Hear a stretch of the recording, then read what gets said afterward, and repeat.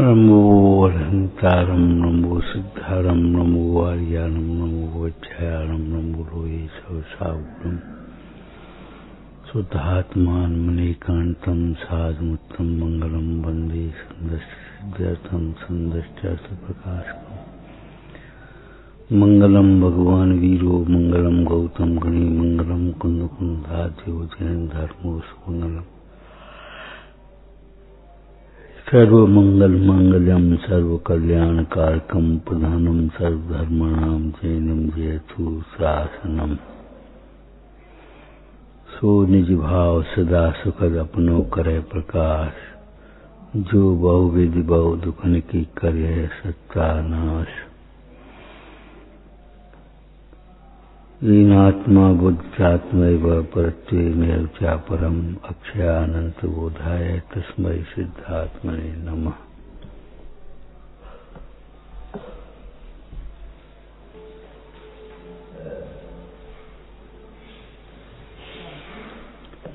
यदंतर जल्प संप्रक्त मुत्प्रेक्षा जालमात्मने मूलम दुःखस्य तन्नाशे शिष्टमिष्टम परम पदम।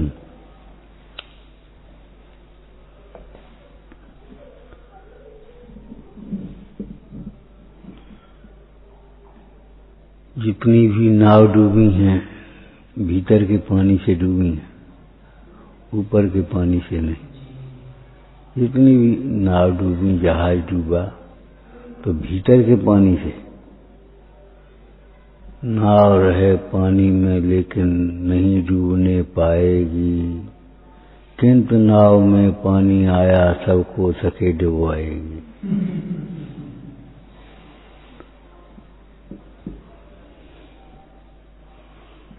पानी में नाव आ गई और नाव में पानी, एक ही बात है। अरे एक ही नहीं है। ये जीव दुखी हुआ है तो अपने अंतर के विकल्पों से, बाहर के पदार्थों से नहीं। मूर्छा परिग्रह, जब पर पदार्थ में ममत्व भाव उसका नाम परिग्रह है तो परद्रव्य निमित्त कहलाता, बाह्य परिग्रह कहलाता।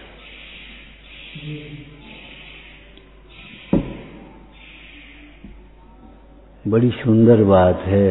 परद्रव्य के कारण जीव दुखी नहीं।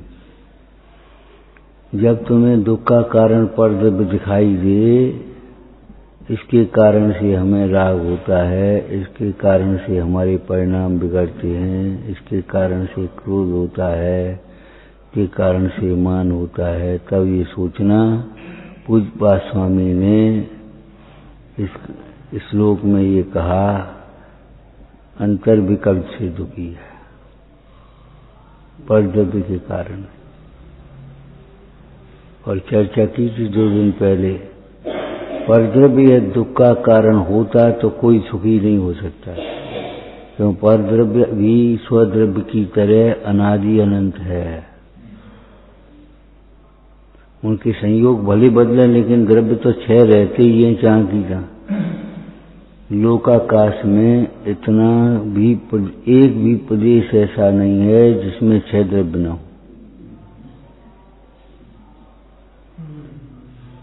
ये परद्रव्य तो रहेंगे।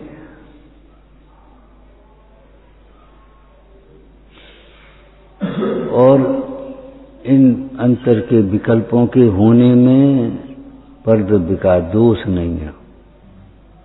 पूरा वाक्य क्या कहा था? परद्रव्य निमित्त तो है लेकिन परद्रव्य का दोष नहीं है।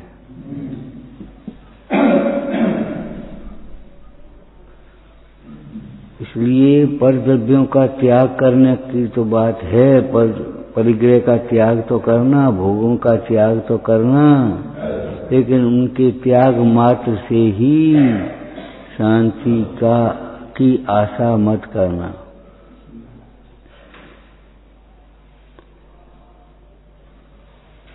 क्या कहा? कुसंग का त्याग करने पर भी बिना ज्ञानाभ्यास के शांति नहीं मिलेगी।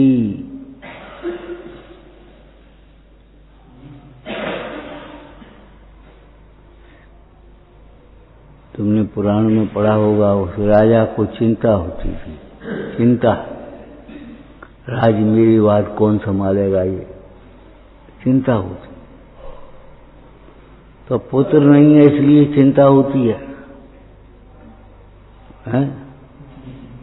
ऐसा नहीं है, अपने कर्तव्य के विकल्प से चिंता हो रही है। संभालने वाला हो और छोड़ने को तैयार नहीं, ऐसे भी प्रसंग देखे जाते हैं। संभालने लायक है और तो अभी छोड़ने को तैयार नहीं।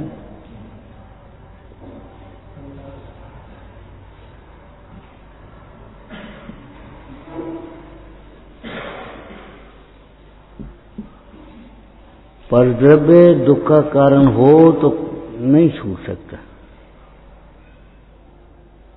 दुख नहीं छूटेगा। इसका अर्थ क्या हुआ? जो जीव पर द्रव्य को दुख का कारण मानते हैं, अनंत काल में भी उनके दुख का अभाव नहीं होता। पर द्रव्य दुख का कारण वास्तव में नहीं है, इसलिए दुख का अभाव हो सकता है। लेकिन यदि जब तक पर द्रव्य को दुख का कारण मानते रहेंगे, तब तक दुख का अभाव नहीं होगा।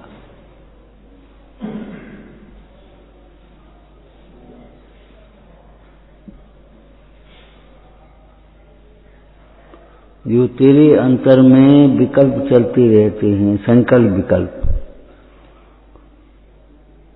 उत्प्रेक्षा जाल महात्मने मानो संभावनाओं में जीते रहते हैं, मानो और संभावना। अरे पर द्रव्य को हमने अपना मान लिया है और कैसी संभावना कर, अगर जी चलेगा, पैसा चलोगे फिर क्या होए? अरे कुछ नहीं होगा, पैसा चले जाने से सुख आत्मा का गुण है, वो सुख थोड़ी चला जाएगा। ज्ञान आत्मा का गुण है, ज्ञान थोड़ी चला जाएगा। ये पद छिन जाएगा फिर कोई फिर क्या होगा? अरे पद छिन जाएगा, छिन जाएगा। ये पद हमारा पद है ही नहीं, हमारा तो शुद्ध चैतन्य पद है। शुद्ध चैतन्य पद वह हमारा पद है। अमृतचंद स्वामी ने बुला करके कहा, हे यहाँ आओ, यहाँ आओ, जिस पद में तुम सो रहे हो वह तुम्हारा पद नहीं है। हम तुम्हें तुम्हारा पद बताते हैं। शुद्ध चैतन्य धातु से निर्मित वह तुम्हारा पद है। उस पद में अनंत काल तक विश्राम हो सकता है, रह सकते हो, स्थायी है पद। और ये पद तो अपद है। पर द्रव्य दुख का कारण नहीं है, इसलिए दुख छूट सकता है, ठीक है। और पर द्रव्य को जब तक दुख का कारण माने तब तक दुख नहीं छूट सकता, ये कह रहे। देखो, दुख का कारण हम पर द्रव्य को ही मानेंगे, पूजा कर लेंगे तो दुख तो छूटेगा कि नहीं? पूजा से क्या होगा? कि पूजा से ये होगा इस सामग्री मिल जाएगी तुम्हें। दुख का कारण या दुख के कारण रूप कसाय का कारण पर द्रव्य को ही माने और पूजा करता रहे, दान देता रहे, तीर्थ यात्रा करता रहे, तपस्या करता रहे, व्रतों का पालन करता रहे, शास्त्रों का अभ्यास करता रहे। पर द्रव्य को दुख का कारण मानने वाला जीव कभी सुखी नहीं होगा।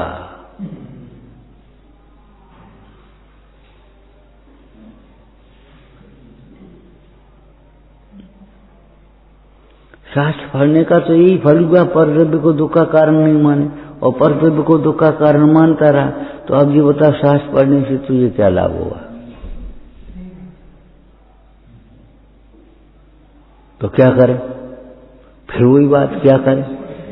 अरे भाई, तुम्हें मोह के उदय से पर द्रव्य दुख का कारण लगेगा, लेकिन उसी समय तुम तत्व विचार करना, ये परद्रव्य दुख का कारण नहीं है, दुख का कारण हमारे दुर्विकल्प हैं, तो तुम्हारा पुरुषार्थ अंतर्मुखी हो जाएगा और तत्व विचार से मोह मंद हो जाएगा, धीरे छूट जाएगा।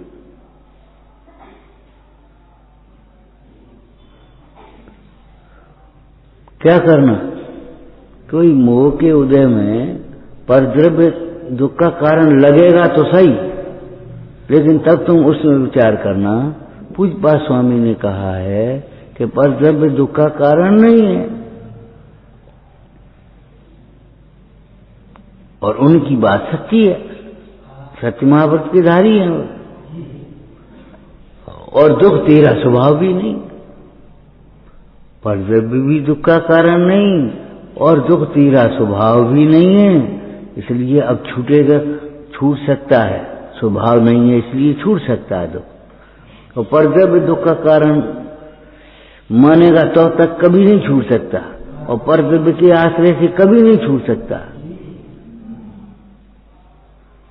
एक व्यक्ति को प्यास लगी थी, अब वो ये सोचता रहे क्या करें, कोई पानी पिलाने वाला नहीं, और उसको दोष देता रहे, उसको गाली देता रहे, अभी तक नहीं आया, अभी तक नहीं आया, हम प्यासे मर गए, और पानी रखा है पिए नहीं। अब बताओ उसकी प्यास कैसे बुझेगी? नहीं आया तुम उठो, उसमें से पानी ले लो, पी लो। पर द्रव्य को दुख का कारण न कहने में ये बातें समझ लेना चाहिए कि परद्रव्य दुख का कारण नहीं है, ये सच्ची बात है। तो फिर दुख का कारण क्या है ये सोचो। हम तो परद्रव्य को दुख का कारण मानते, तो दुख का कारण क्या है? तो दुख का कारण कहाँ है? दुख तेरी पर्याय में है ना, तो उसी पर्याय में ढूंढ।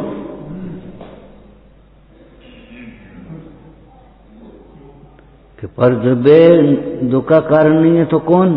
तेरे मोहादिक भाव, तेरा अज्ञान भाव, तेरा असंयम भाव। मिथ्या दर्शन, अज्ञान और असंयम ये दुख के कारण, मूल कारण हैं। अब ज्ञानाभ्यास न करे,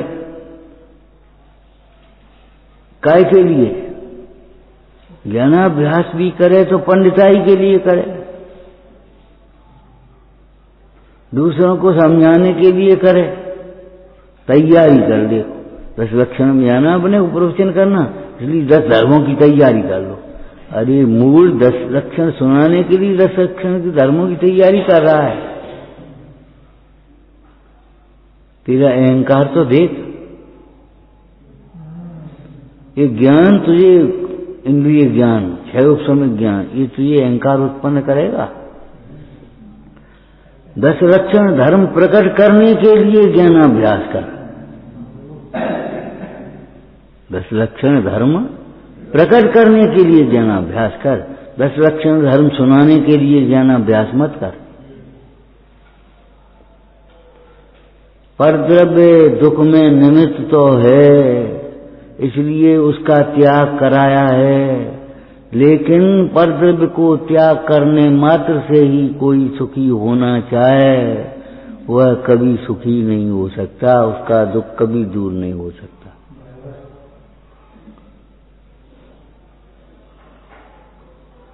परद्रव्य को त्यागे बिना ही, बाह्य परिग्रह को त्यागे बिना ही जो सुखी होना चाहते हैं, बाह्य भोगों को त्यागे बिना ही जीव सुखी होना चाहते हैं, उनकी बात तो बहुत दूर है।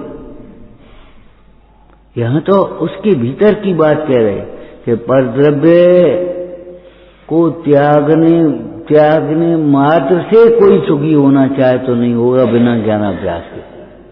दृष्टांत दिया था पहले दिया हुआ। देखो भाई, मिठाई का स्वाद लेने के लिए जो तुम मुंह में जो कुछ भी खा रहे हो उसको थूकना पड़ेगा, कुल्ला करना पड़ेगा। लेकिन कुल्ला करने के बाद भी मिठाई खाई बिना तो मिठाई का स्वाद नहीं आएगा। हमने तो कुल्ला कर दिया, हमको स्वाद नहीं आया।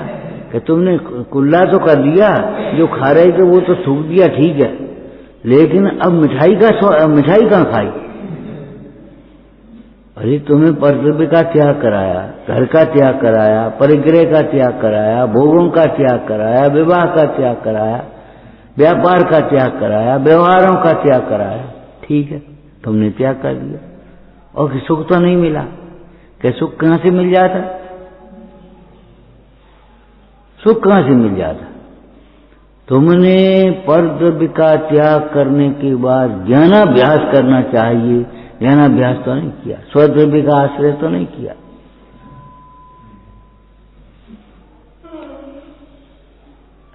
अब आप समझ लो, घर छोड़ने के बाद, परिग्रह छोड़ने के बाद जो नाम मात्र से छोड़ देते उनकी बात नहीं करे, बिना छोड़े सुखी होना चाहते वो तो नहीं हो सकते। बाले न समता सुख कभी नर बिना मोन मुद्रा धरे, न नग्न पर तन नग्न ठाड़े सुर असुर पायन पड़े।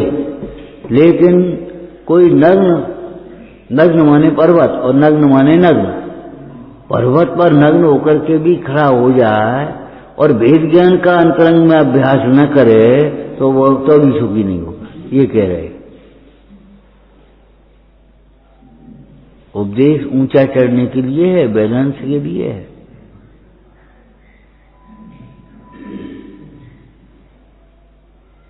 कितनी बातें कहीं। नंबर 1, कर्तव्य अगर दुख का कारण होता तो कोई सुखी नहीं होता। और सुखी तो हुए हैं, सुखी तो हुए हैं, हो रहे हैं और होंगे। इसका मतलब है सुखी होने की विधि तो कुछ है। और दुख आत्मा का स्वभाव नहीं, इसलिए छूट सकता है, सुखी हो सकते हैं। इसका मतलब सुख आत्मा का स्वभाव है, सुख शक्ति है, इसलिए व्यक्त हो सकती है, प्रकट हो सकती है। लेकिन परद्रव्य का दोष देखने से नहीं, परद्रव्य के आश्रय से नहीं, जिंदगी भर पड़े रहना, जिंदगी भर।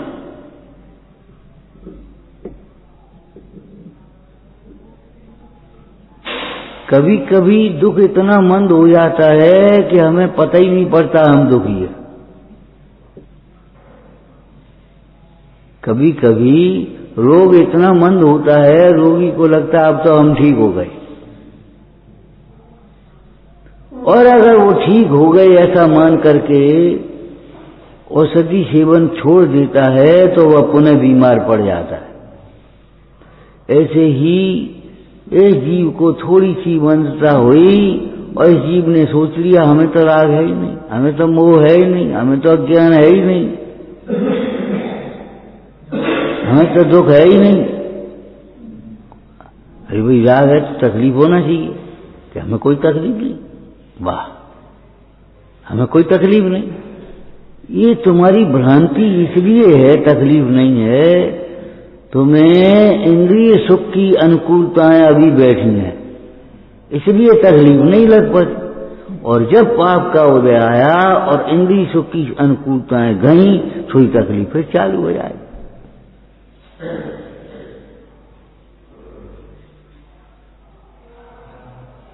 अभी तुमने रोटी खा ली, अब तुम्हें लगता है कुछ नहीं है, भूख है ही नहीं, पानी पी लिया, प्यास है ही नहीं। लेकिन थोड़ी देर बाद जब वो रोटी पानी का असर चला जाएगा तो फिर भूख प्यास आ जाए। बहुत लोग ऐसा कह देते हैं, जब हम प्रवचन सुनते हैं तो सब समझ में आता है, सब समझ में आता है। अहंकार तो देखो, लेकिन क्या करें, उठते हैं सो भूल जाते। भैया समझ में आई हुई चीज भूल कैसे जाओगे? भाई शब्द भूल जाओ अलग बात है, लेकिन समझ में आने पर, भाव भाषण होने पर ये भूल जाओगे तो समझ में नहीं आए। अगर भूल जाने की प्रकृति है तुम्हारी तो हम तुमसे फिर पूछ रहे हैं, ये बताओ अपना नाम क्यों नहीं भूल जाते कभी? तुम्हारा नाम क्या है? नाम क्यों नहीं भूल जाते? घर क्यों नहीं भूल जाते? रिश्ते नाते क्यों नहीं भूल जाते? प्यास पानी से बुझती है, भूख भोजन से मिटती है, ये क्यों नहीं भूल जाते? प्यास लगी, पानी लाओ, थोड़ा भोजन कर ले, भूख नहीं, पहले पानी लाओ। तो प्यास पानी से मिटेगी और भूख भोजन से मिटेगी, रोग औषधि से मिटेगा, ये क्यों नहीं भूल जाते?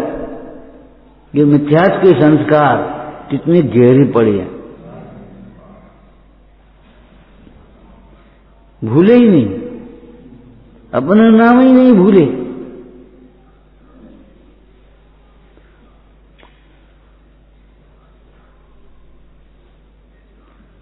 हम कर रहे ये कर्तव्य बुद्धि क्यों नहीं भूल जाते?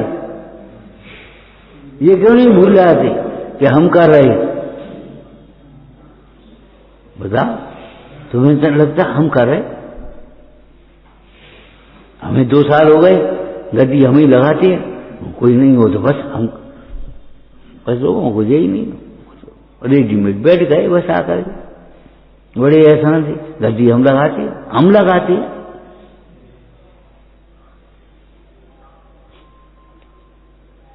ये कर्तव्य क्यों नहीं भूल जाते? अज्ञानी अनुकूलताओं में भी कर्तव्य नहीं भूलता, प्रतिकूलताओं में भी पर को दोष तो देता है, लेकिन कर्तव्य नहीं भूलता।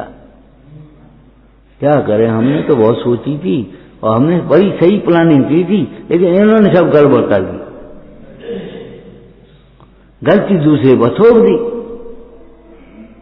या क्या करें, ऐसा ही उदय था, ऐसी होनार थी, ऐसी ईश्वर की मर्जी थी, लेकिन कर्तव्य तो नहीं छोड़ेगा।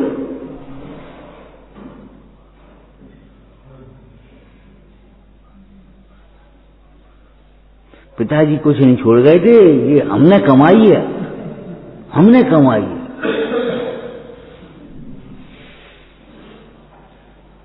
यहां पहले कुछ नहीं था, वो तो हम आए तो हमने किया है। अरे भगवान, तुमने किया है तो तुम साथ ले जाओगे, जब तुम जाओगे तो सब मिट जाएगा।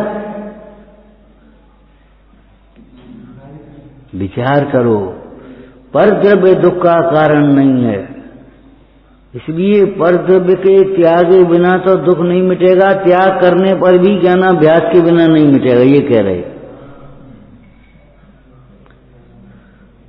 आत्मा का स्वभाव नहीं है दुख, इसलिए दुख मिट सकता है, लेकिन आत्मा के स्वभाव को समझे तो। आत्म स्वभाव को समझे बिना हजारों शास्त्र भी पढ़ ले, दुख नहीं मिटेगा। ईर्ष्या कहां से जग जाती है? अभी जी कोई अच्छा बोल ले थोड़ा तो इनको ईर्ष्या आ जाती, देखो हम ये अच्छा बोल लेते, हम नहीं बोल पाते। जरा अच्छा बोल ले, अभिमान आ जाता है, दीनता आ जाती है। पर द्रव्य के को दुख का कारण मानता है, उसके दुख का अभाव नहीं होता, ये कह रहे हैं। पर द्रव्य को दुख का कारण मानने से दुख मिटता तो नहीं है, दुख बढ़ जाता है। क्यों? मिथ्यात्व का परिणाम है ना, दुख बढ़ेगा। पर द्रव्य को दोष देने से दुख ही बढ़ता है। देने से माने देखने से, इसमें पर का दोष है।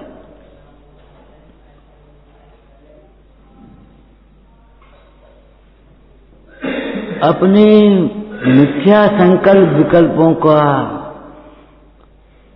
जो दुख के मूल कारण है, उनका अभाव करने के लिए तू भेद ज्ञान का अभ्यास कर। समझ में आया क्या कह रहे?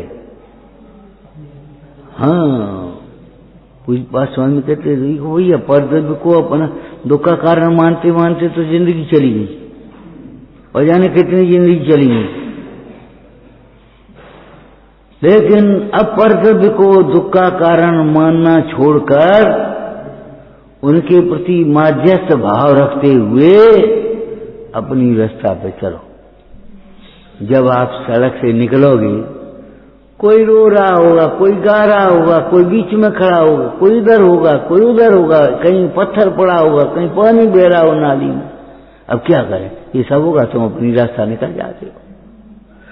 ऐसे ही कर्म के उदय से नाना प्रकार के संयोग मिलेंगे, नाना प्रकार की परिस्थितियां बनेंगी, तुम अपनी रास्ता निकलते आओ। एक दृष्टांत दिया था पहले, फिर दे रहे। देखो भाई, नाव को पानी रास्ता देता नहीं है, उस नाविक व पतवार के द्वारा रास्ता बनाता जाता है। पानी नाव को रास्ता देता थोड़ी है, वो तो हावी है। अगर पतवार नहीं होगी तो जिधर पानी का बहाव होगा उधर ही नाव बहती चली जाए। अगर तुम्हारा पुरुषार्थ नहीं होगा, तुम्हें वेद ज्ञान नहीं होगा, तो जैसा उदय होगा वैसे ही तुम्हारी परिणाम होती चले जाएंगे। पुण्य के उदय में अभिमान आता है, कोई कराएगा नहीं, अपने आप। पाप के उदय में तुम्हें दीनता आएगी, आर्त ध्यान होगा, क्रोध होगा, अपने आप बिना कराए।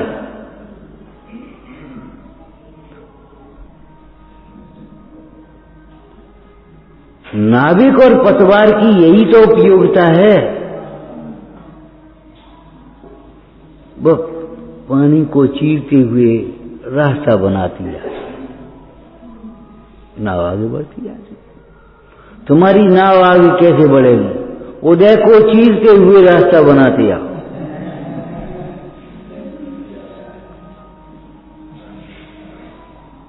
उदय को चीरते हुए माने भिन्न जानते हुए। तू प्रज्ञा क्षीणी उदयनी, तू प्रज्ञा क्षीणी ज्ञाननी उदयनी संधि सहु छेदवा। जैसे कोई छेनी पटक करके एक फाड़ में से दो फाड़ देता है, ऐसे जिनको तूने एक मान दिया है उसमें प्रज्ञा रूपी छेनी को पटक करके उसको दो दे। बाहर में लोहे की छेनी डाली उसने पत्थर में या लकड़ी में, और वो ऐसी चीज दी दो। ऐसे ही जिनको तूने एक मान दिया है, प्रज्ञा रूपी छेनी डाल और उसमें द्वैत कर दी। दो हैं, वो एक नहीं है। एक आदमी, कभी कभी लोग अज्ञानवश कहने लगते, अब बताओ अकेला आदमी क्या क्या करे? घर का काम करे कि भीतर बाहर का करे? अकेली महिला एक काम करे, अब घर का करे कि बाहर का करे? भैया विचार करो, अकेला आदमी होता ही नहीं है, अकेली तो आत्मा होती है। हंसने की बात नहीं है, समझने की बात है। आदमी असमान जाति पर्याय को कहते हैं। मैं आत्म और पुद्गल खंड मिलके भयो परस्पर बन, सो असमान जात पर्याय उपजे मानुष नाम। आदमी अकेला नहीं होता।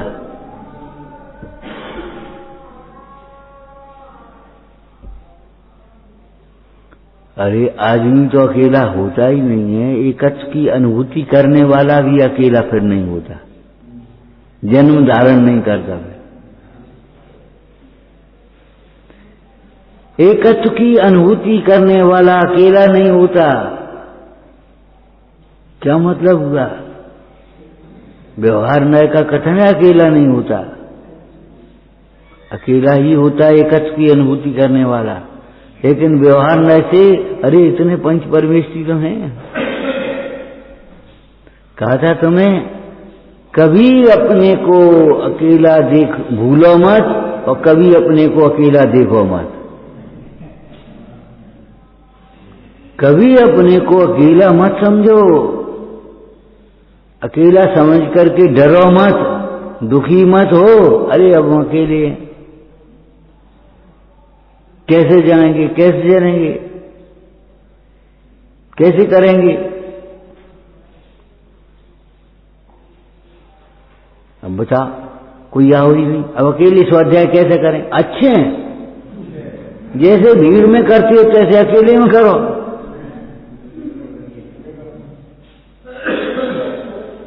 चौकी लगाओ, साहस धरो और पढ़ने लगो,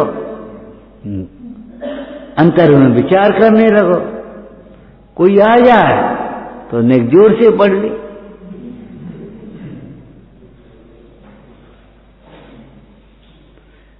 अगर इतने लोग बैठे हैं, कभी कहें भैया पीछे हम सुनाई नहीं दे, माइक लगा लो जी, उनका काम है, तुम्हारा काम नहीं है।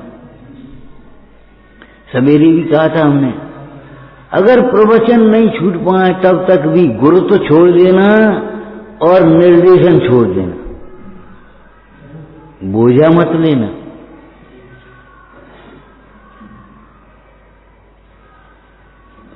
गायक बनना व्यवस्थापक नहीं, आलसी होकर के नहीं। हमें का मतलब रेडीमेड होकर के अपन तो सुनने बैठ गए, ये नहीं कह रहे हम ये कह रहे हैं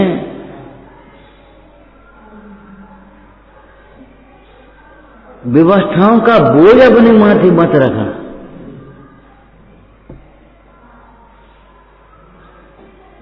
भार मत रखना। तत्व ज्ञान में तत्पर मुनिजन सहे नहीं ममता का भार, रखे नहीं ममता का भार।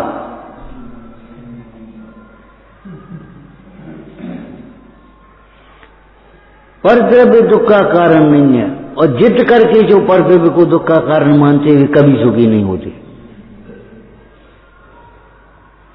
क्या आप कहो तो हम 2 घंटे स्वाध्याय और करने लगेंगे, हम पूजा कर लेंगे, हम दान दे लेंगे, हम संयम पाल लेंगे, हम व्रत पाल लेंगे, लेकिन दुख का कारण परद्रव्य कोई कारण माने। हमारा उपयोग पर के कारण खराब होता है, पर के कारण नहीं लगता। फिर तो सुनो भैया, मोक्ष मार्ग का प्रारंभ नहीं होगा तो अभी अरे भवचक्र का फेरा न एक चला। क्यों कि परद्रव्य को ही अपना मानता रहा, परद्रव्य को ही दुख का कारण मानता रहा।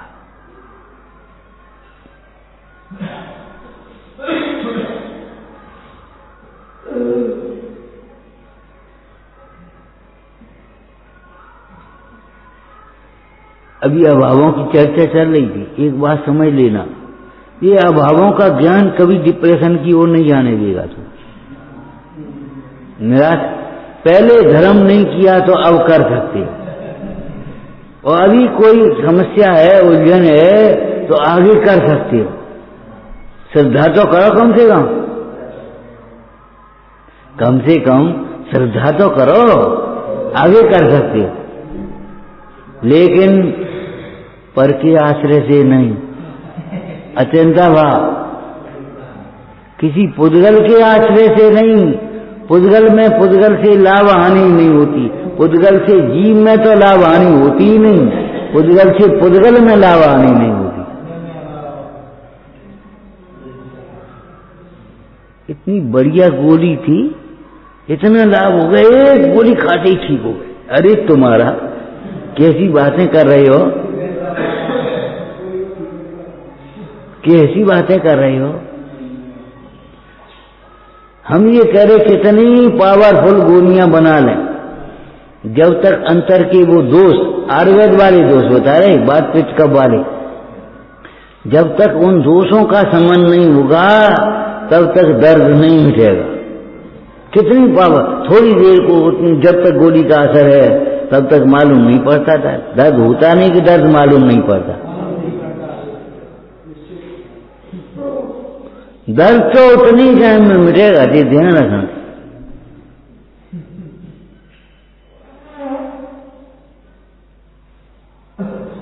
जिन्हें पर से लाभ हानि की वृत्ति समझ में आती है, अन्योन्य भाव को नहीं माना, अत्यंता भाव को नहीं माना, कर्तव्य तो दिखाई देता है पर में।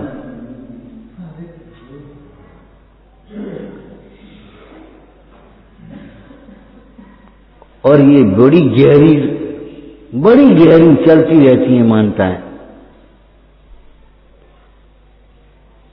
और ऊपर से बस हो जाता है। लेकिन एक दृष्टांत दिया था हमने आपको, इन अशुद्ध कपड़ों के ऊपर दुपट्टा डालने से प्रक्षालायक थोड़ी हो जाओ। ऐसे अशुद्ध मान्यताओं पर ऊपर से शब्द बदल करके, क्रियाएं बदल करके, और ये शास्त्र पढ़ करके तुम ये ज्ञानी थोड़ी हो जाओगे, सुखी थोड़ी हो जाओगे। मान्यता बदलनी पड़ेगी।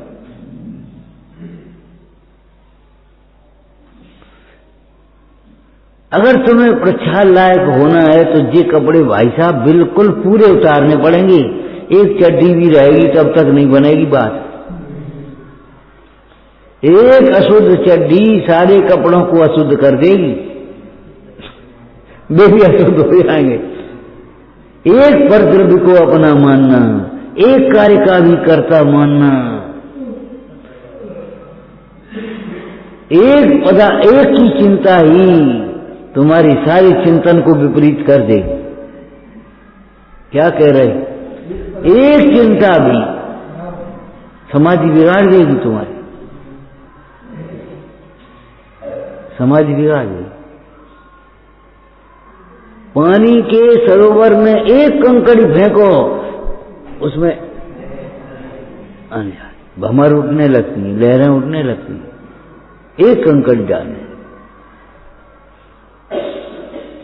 देखता हुआ चेहरा भी लुप्त हो जाता है, जाने कहां चला गया। ऐसे दिखता हुआ आत्मा भी दिखता नहीं है, ये समझ लो।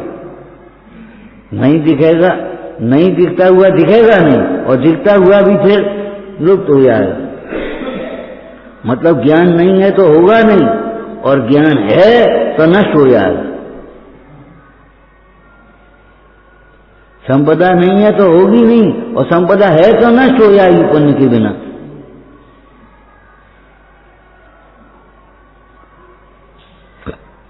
थोड़े से परिणाम ही तो विपरीत कर लिए थे उसने। कौन ने? बुद्धसेन के पिता ने, मनोवती के ससुर ने। ऐसी बहू है कोई, गजमोती चढ़ाएगी। ये भी कोई प्रतिज्ञा, भगवान बीतरागी है, क्या करने गजमोती लोगों ने। और कम से कम सोचना तो चाहिए। अब क्या करें, हम तो राजा से मना करे आए, हमारे गजमोती नहीं है, और बहू आएगी तो गजमोती फिर चढ़ाएगी, और लड़का होगा तो बहू आएगी, इसलिए इस लड़के को ही निकाल। अरे लड़के को निकालोगे संपदा नहीं निकलेगी। दर्शन प्रतिज्ञा की थोड़ी सी विराधना का परिणाम आया, और बस खत्म मामला। रखी रखी संपदा खत्म हो गई। है नहीं तो होगी नहीं, और है तो खत्म हो जाएगी। ये कह रहे हम। तुम्हें क्षेयोक्षम है नहीं तो होगा नहीं अहंकार से, और अगर अहंकार आया और है क्षेयोक्षम तो खत्म हो जाए, प्राप्त ज्ञान नष्ट हो जाए। तुम्हारी बुद्धि काम नहीं देगी थोड़े दिनों में। देखो भैया, अगर पहिया घूमता रहेगा तो गाड़ी चलती रहेगी, और पहिया अगर जाम हो गया तो गाड़ी मुश्किल है। ऐसे ही बुद्धि से काम लेते रहोगे तो बुद्धि चलती रहेगी, और बुद्धि से काम नहीं लोगे तो बुद्धि नहीं चलेगी। शरीर से काम नहीं लोगे तो शरीर नहीं चलेगा। ये सोचने वाले बड़ी मिथ्या सोचते हैं कि खाने पीने से ही ताकत आती है। अरे काम करने से भी ताकत आएगी। हलन चलन अगर नहीं हुआ, बस खाओ और परो, तो ताकत नहीं होगी, कमजोर हो जाओगे धीरे धीरे। ये बहुत विपरीत मान्यता है।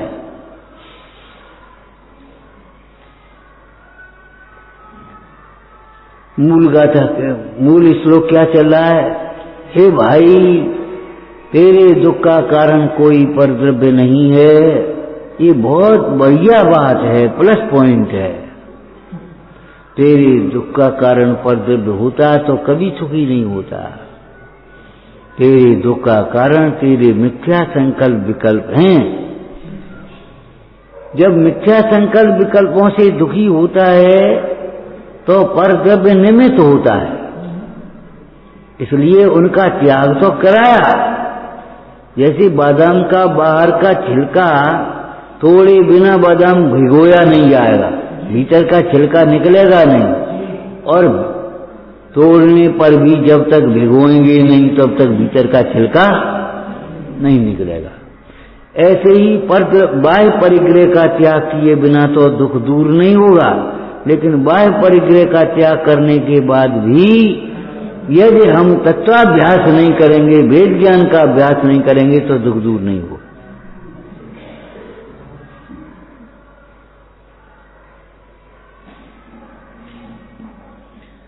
लोक में भी सर्वत्र ऐसा ही देखा जाता है।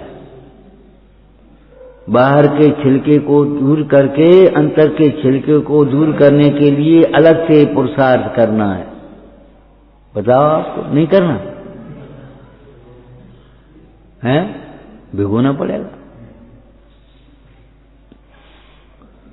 अरे बाहर का छिलका तो एक चोट में ऐसे चले जाएगा, निकल गया, और भीतर का छिलका तो भैया भिगोना पड़ेगा तब निकल पाएगा। तो ऐसे बाहर का परिग्रह तो देखा देखी भी छूट सकता है, लेकिन अंतर का परिग्रह तो बिना ज्ञान अभ्यास के कैसे छूटेगा ये।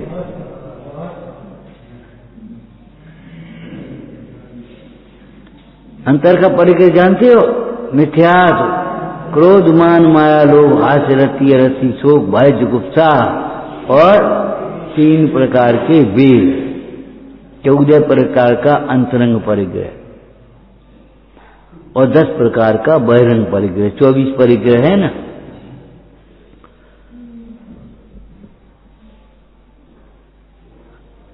अब ये कहते हैं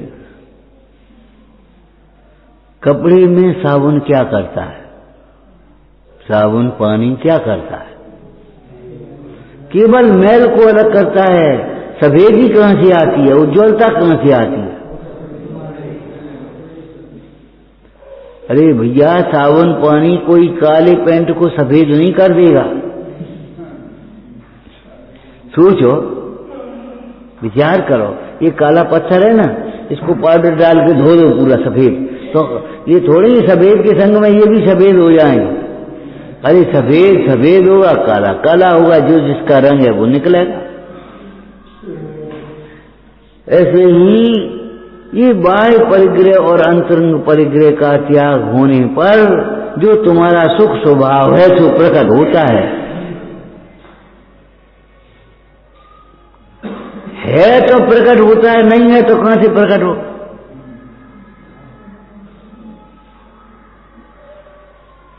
है तो प्रकट होता है, नहीं है तो नहीं, कैसे प्रकट?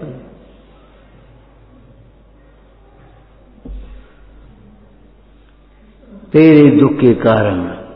इतनी सरल बात है, लोगों को ये लगता है थोड़ा सा पढ़ लेते हैं, सुन लेते हैं तो ऐसा लगता है कि तो हम जानते हैं। भैया यही तो नहीं जानते। अगर तुम ये मानते हो ये हम जानते हैं तो ये बताओ, जब दुख होता है तो परद्रव्य पर नजर क्यों आती, और दुख दूर करने के लिए परद्रव्य को हटाना क्यों चाहता? केवल उसे द्वेष क्यों करता है? वो परिणाम खराब होते इसलिए हम नहीं आते। ओहो, आने से परिणाम खराब होते हैं कि तेरे अज्ञान से परिणाम खराब होते हैं। इसका मतलब है तू नहीं आता तब तो परिणाम खराब नहीं होते होंगे, तब तो निर्मल रहते होंगे तेरे परिणाम। क्यों भैया? मंदिर नहीं आते तो उनके परिणाम निर्मल रहते होंगे, और मंदिर में आते तो परिणाम खराब हो जाते। तो मंदिर के कारण परिणाम खराब हो जाते कि तेरे अज्ञान के कारण? सुन, मंदिर में आकर के भी स्वाध्याय नहीं करता इसलिए परिणाम खराब होते। आगे चलो, स्वाध्याय करने के बाद भी विचार नहीं करता इसलिए परिणाम खराब होते। विचार बेई चलते रहते, बेई उल्टे शास्त्र पढ़ लेता स्वाध्याय के नाम पर, लेकिन शास्त्र पढ़ने के बाद भी विचार तो बदले नहीं, इसलिए परिणाम खराब होते हैं। क्यों? मंदिर आने बिना आए भी परिणाम खराब होंगे तेरे, मंदिर आने पर भी परिणाम खराब होंगे। जब तक तत्व विचार नहीं करेगा तब तक परिणाम खराब ही होते रहेंगे।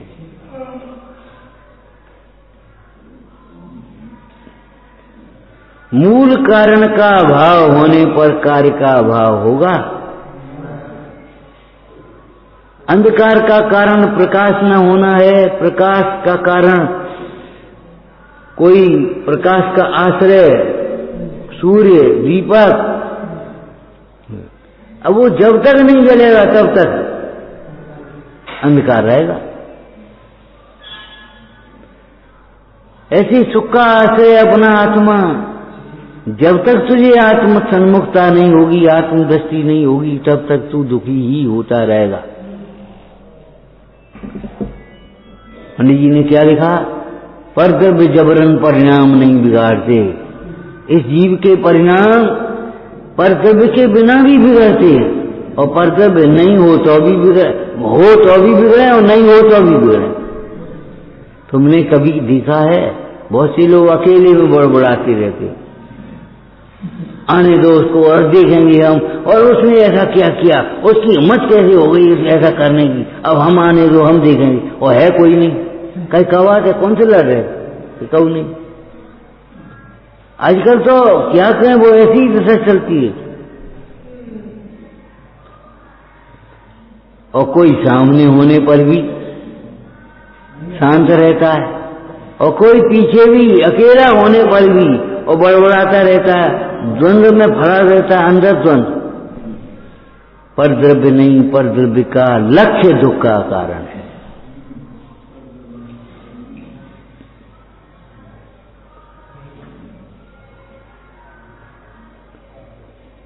वो सेठ का दृष्टांत दिया था ब्रह्मचर्य के प्रसंग में। स्त्री के चित्र को देख करके उसे याद आती थी स्त्री की, और वो रोता था। तो दूसरी पत्नी ने उस स्त्री के चित्र को, फोटो को उठा करके रख दिया।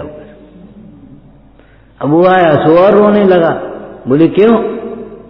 अब क्यों रो रहे, क्या बात है? अरे हम रो रहे हैं, क्या करें, संसार की दशा देख देख करके। क्या बात हो गई? जो घर की स्वामिनी थी उसके चित्र के लिए जगह नहीं,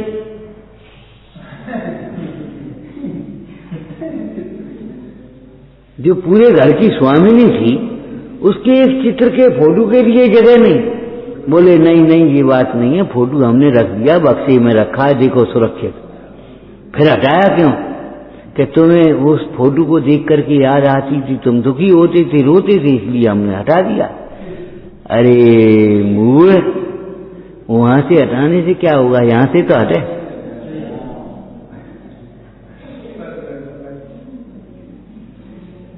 सेठ कैसी बढ़िया बातें कर रहा है, वहां से हटाने से क्या होगा, यहां से तो हट जाए।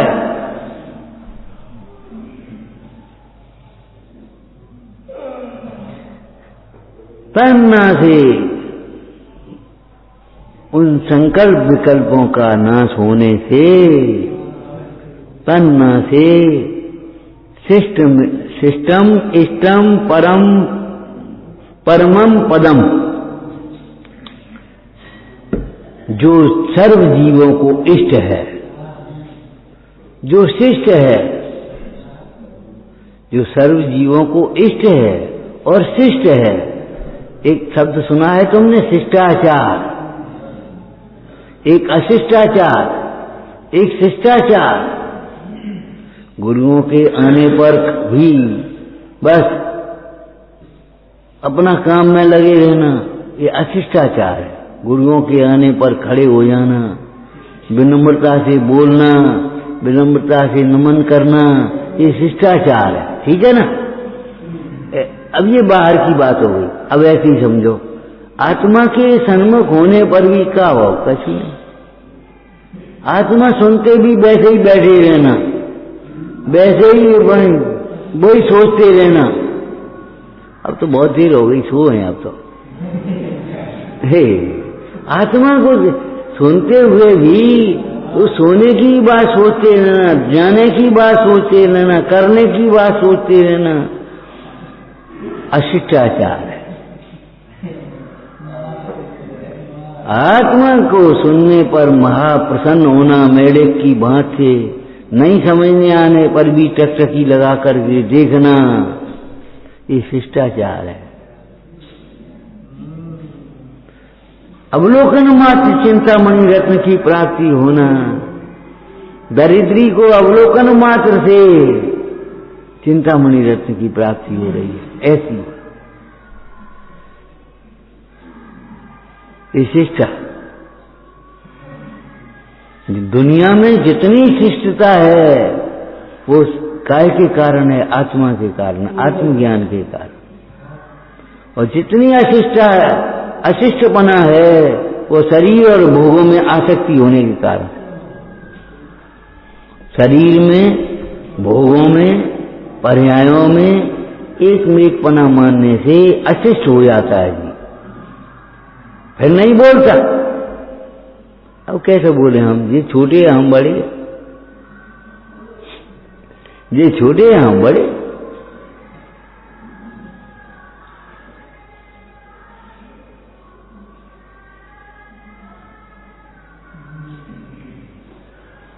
मोक्ष पद को, सिद्ध पद को, सम्यक्त के पद को शिष्ट कहा। शिष्ट, शिष्टम इष्टम परमम पदम। शिष्ट इष्ट परम पद की प्राप्ति होती है, अर्थात प्रकटता होती है। किसको? संकल्प विकल्प से रहित जीव, देखने वाले जीव को, ध्याने वाले जीव को।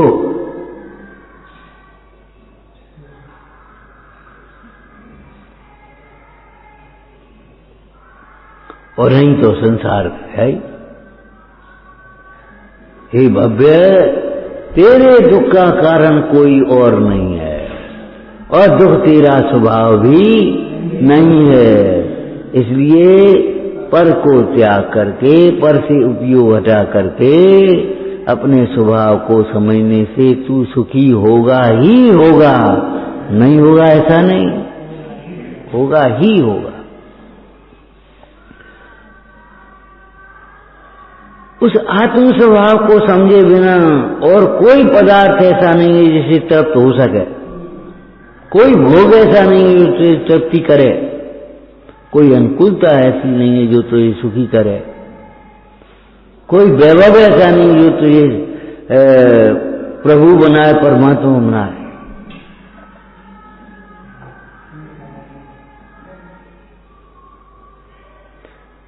ऐसा कहकर के विपरीत मान्यता छुड़ाई है मूल में, फिर विपरीत विचार भी छुड़ाए हैं, लेकिन मूल में क्या, पहले विपरीत मान्यता छुड़ाई है। विपरीत मान्यता छूटेगी तो विपरीत विचार भी छूटते चले जाएंगे, और सम्यक विचार होगा तो विचार छूट जाएंगे और निर्विकल्प अनुभूति प्रकट हो जाएगी। ओम नमः। हे जिनवाणी भारती तो जपो जिन रे, जो तेरी शरणा गए तो पावे सुख चैन।